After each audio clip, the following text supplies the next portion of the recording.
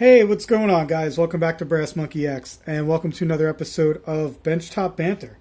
It's been a while since I made one of these videos. I haven't really been working on any firearms projects lately, but I'm going to start a new one, and I figured I'd let you guys know all about it. So, if you remember a while back when Joe Biden got elected, and we were in the middle of that shortage on ammunition and gun parts and everything, and the Joe Biden got into the White House and everyone thought he was going to come and take our guns away, and I fell into that craze as well, and I found myself a good deal on some lower receivers. So I picked up not one, not two, but 3 Anderson Manufacturing lower receivers. And back when I bought them, it was an okay deal. The prices were still high back then, so I got a 3-pack for $300, and I figured I better get them now before everything's banned and can't get a hold of them anymore. But we'll see how that turns out. He's still got a couple more years left in office, but so I did one build already. Okay, you guys saw that one. It was Project Starling. It's a Neo Retro AR-15 build that I did. If you want to check that out, go over to my playlists. Just scroll down to Project Starling. You can find all the videos on that. Check it out. But yeah, that was a 20-inch build that I did. I also want to do an 18 and a 16. I knew I wanted to do that much. I wanted to have the 3 different sizes. So my next build, I'm going to build the 18-inch AR. Okay. And what I decided for that one is I want to build a really sleek, really light, skeletonized type of gun. I guess you could kind of call it a race gun. I'm not really into that whole craze. I'm not really a competition shooter, but this is going to be more of like a competition type gun, like a 3-gun kind of AR that you would use. I'm not, like I said, I'm not a competition shooter, so I'm never going to specifically use it for that reason. So I guess technically it'll be more like a lightweight varmint gun, you could say. My foray into competition shooting did not go very well. I tried it out one time, right? I thought I was going to be real into it. So I signed up for this tournament. It wasn't a 3-gun or anything. It was just a steel shooting tournament, pistol shooting. You could have done a pistol caliber carbine if you wanted, but I just brought my duty gun, my Beretta M9. So I drive for 3 hours, right, out into Pennsylvania. I show up at this gun club. Clearly I did not fit in. Everyone there was like, they all knew each other. They're all wearing their polo shirts with their sponsorships on them, and they're all walking around with their fancy gun belts and everything. And here I am. I'm in a pair of jeans and an Old Navy hoodie, completely out of place. They're looking at me like I don't belong. Nobody wanted to even talk to me. They're all giving me like dirty looks. And like I said, this is my first time ever doing a competition.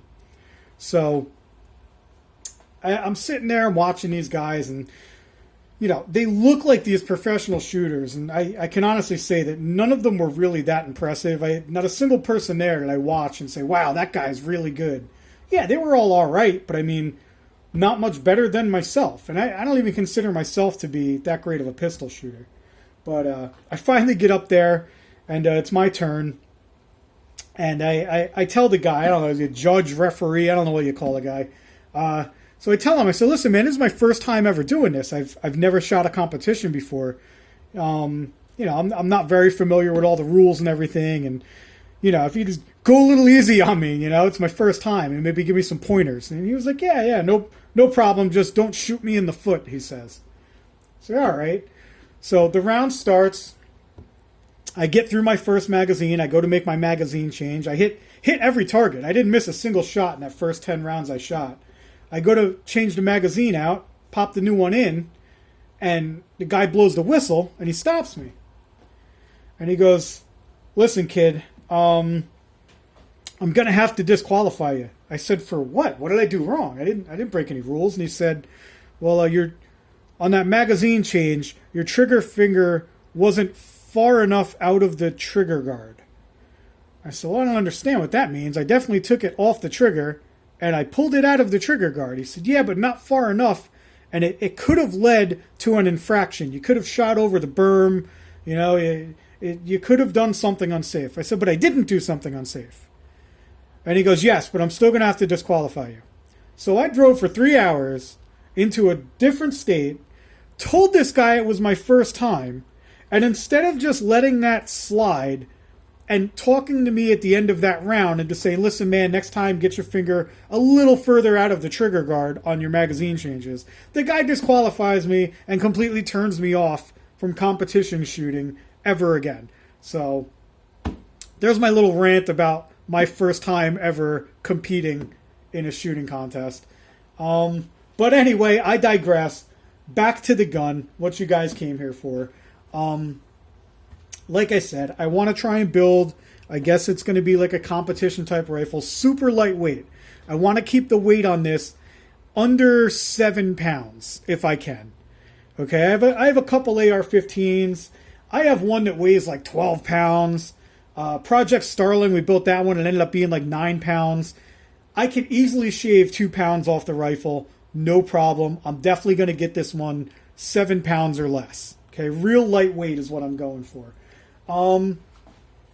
So to start off, I got my lower receiver. Okay. I picked up a couple of uppers when I got the lowers as well, because I knew what I wanted to build ahead of time. So I got 2 more uppers here.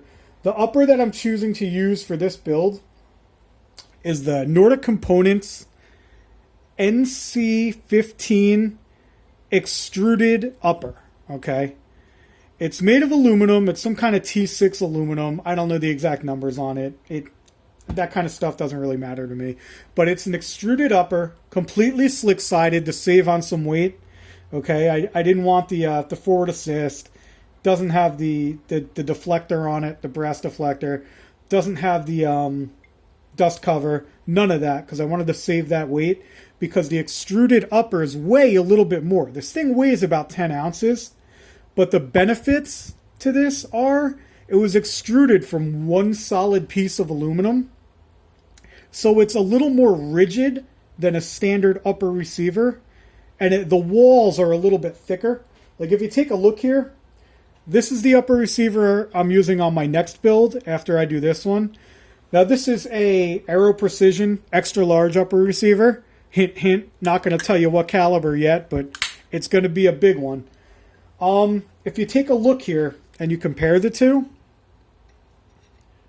you can see the walls are thicker on the extruded upper, which should give it a little more rigidity. Even if you look at the bottom here, you can see it's a little bit thicker and a little bit heavier, even though this is an extra large one, which doesn't mean much except for the ejection port is a little bit bigger. This one you can feel is a little bit heavier. This is 10 ounce. I don't know the exact weight on this one. But that's what I'm going to be going with here. If I put them together, you can get a feel for what this is going to look like. Okay, nice and slick on the side here. Nothing on this side either. Nice smooth look. So what I'm trying to do is the rest of this gun is going to be skeletonized. The foregrip's going to be skeletonized. It's going to have almost no weight to it. I'm going to get a real minimalist stock on this thing. So I'm going to try and keep the weight down real low, guys. Like I said, 7 pounds is my goal. I didn't tell you what caliber I wanted to use. I want to chamber this one in 22 Nosler. I wanted to do the lightest, fastest, most velocity round I could get in an AR-15. Okay, I wanted a real small round, but I didn't want to do it in like a 22. I wanted something that was capable, so I went with the 22 Nosler. So it's going to get more velocity than like a 223, and it's super light and super fast, and that's what I'm thinking with this firearm, which I've dubbed Project Lich King. Okay. Post in the comments below if you guys are nerds like me and you know what that's from. What else can I say about it? So we covered the caliber, 22 Nosler. We covered the looks. It's going to be skeletonized and everything, super lightweight. Oh, I'm going to Duracoat this one. This one's getting Duracoated. The last one, I didn't touch it with any Duracoat. This one, it's going to be 3 different colors. We're going to have 3 tones on this one. Our lower receiver, our handguard, okay, and our stock, parts of the stock, are going to be Duracoated in Battleship Gray. Okay? Nice deep gray, kind of bluish, very Lich King-y, if you will. Another reason why I named it the Lich King. The upper receiver, all the lower parts, they're all going to be black. And then I'm going to have a straight line from the back all the way to the muzzle, guys. It's going to be the charging handle, the bolt carrier group, the barrel, and the muzzle device. They're all going to be done in just a stainless steel, nice silver color. Okay, so it's going to be tri-toned. We're going to have that Battleship Gray, the black, and then the silver. Nice straight line of silver all the way from the back to the front. I think it's going to look pretty cool. Optics. I'm definitely putting optics on this one. You're going to see what those are going to be. I'm not going to tell you now. I don't want to give away all the surprises. We're definitely going to have a scope on here. And then we're also going to have a backup red dot. Okay? And I'm trying to stick with that competition type theme. Like if I ever get the balls to go do a 3-gun competition, I'll have my scope for the longer range shots, and I'll have that red dot for the closer up stuff. But yeah, that's about it, guys. That's what Project Lich King is going to be. I know I don't have much to show you guys right now, but you know me, give it some time. We're going to have some what's in the box videos coming up. You guys are going to see some of the parts start rolling in. Then we'll go ahead, get the Duracoat, get everything Duracoated that we need to do, and then we'll go ahead and assemble everything. And it should be a fun project, guys. I'm looking forward to it. I hope you guys are looking forward to it too. So as of right now, we are just finished with Thanksgiving, and we're going into the Christmas season. So the videos might be coming in a little bit slower right now, guys, because I am a little busy. I do have some stuff going on.